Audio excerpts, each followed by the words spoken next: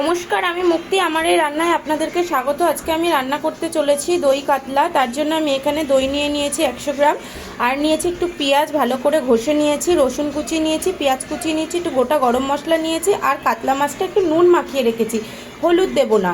তাহলে চলুন দেখি কি করে রান্না করি আমি এই দই কাতলাটা। আমি এখানে কড়াই বসিয়ে নিয়েছি, কড়াইটা গরমও হয়ে গেছে প্রায়। এবার আমি তেল দিয়ে দেব এতে মাছটা ভাজার জন্য। পরিমাণ মতন তেল দিয়ে দিচ্ছি।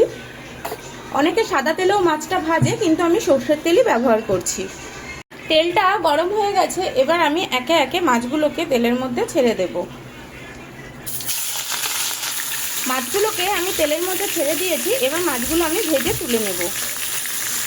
মাছগুলো ভাজা হয়ে গেছে, এবার আমি মাছগুলো একে একে সব তুলে নেব।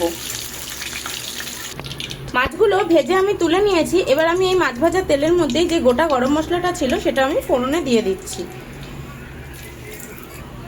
একই সাথে যে রসুনগুলোকে কুচিয়ে রেখেছিলাম আমি সেই রসুনগুলো তেলের মধ্যে দিয়ে দেব। রসুনটা আমি একটু লাল করে ভেজে নেব।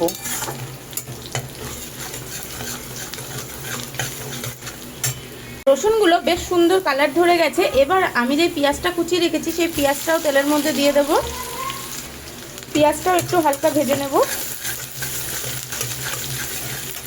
পেঁয়াজগুলো দেখুন কি সুন্দর কালার ধরে গেছে। এইবার এখানে যে আমি পেঁয়াজটাকে বেটে রেখেছিলাম সেটাও আমি তেলের মধ্যে দিয়ে দিচ্ছি। বেশ ভালোভাবে তেলের মধ্যে এই পেঁয়াজটাকে কষিয়ে নেব।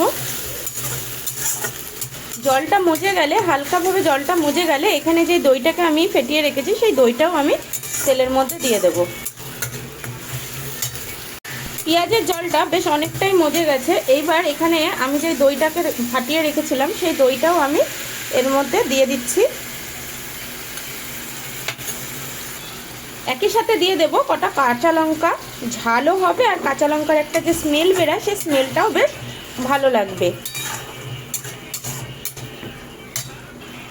একই সাথে দিয়ে দেব স্বাদ মতন নুন, আর দেব সামান্য পরিমাণ একটু জিরের গুঁড়ো, আর দেব একটু ধনের গুঁড়ো। এই 1 চামচ জিরের গুঁড়ো আর দেব 1 চামচ ধনের গুঁড়ো। এবার সমস্ত মশলাটাকে বেশ ভালোভাবে মিশিয়ে আমি একটু কষিয়ে নেব। মশলাটা দেখুন কি সুন্দরভাবে কষে গেছে আর বেশ সুন্দরভাবে তেলও ছেড়ে দিয়েছে। এবার এই মশলাটার মধ্যে আমি জল দিয়ে দেব। একদম অল্প পরিমাণ জলটা দিলাম, আপনারা দেখতেই পাচ্ছেন।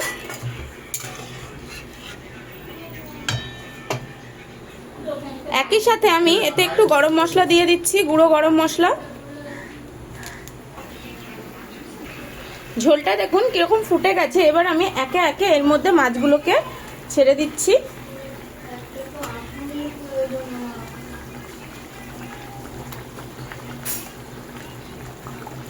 আমার রান্নাটা প্রায় হয়েই এসেছে। একদম ঘরোয়া উপকরণ দিয়ে আর একদম ঘরোয়াভাবে আমি এই দই কাতলাটা রান্না করেছি। আপনাদের যদি এই দই কাতলা রেসিপিটা ভালো লেগে থাকে তাহলে আমার চ্যানেলটাকে একটা সাবস্ক্রাইব করে দেবেন, আর পারলে এই ভিডিওটাকে একটা লাইক করে দেবেন। আপনাদেরকে অনেক অনেক ধন্যবাদ ভিডিওটা পুরোটা দেখার জন্য।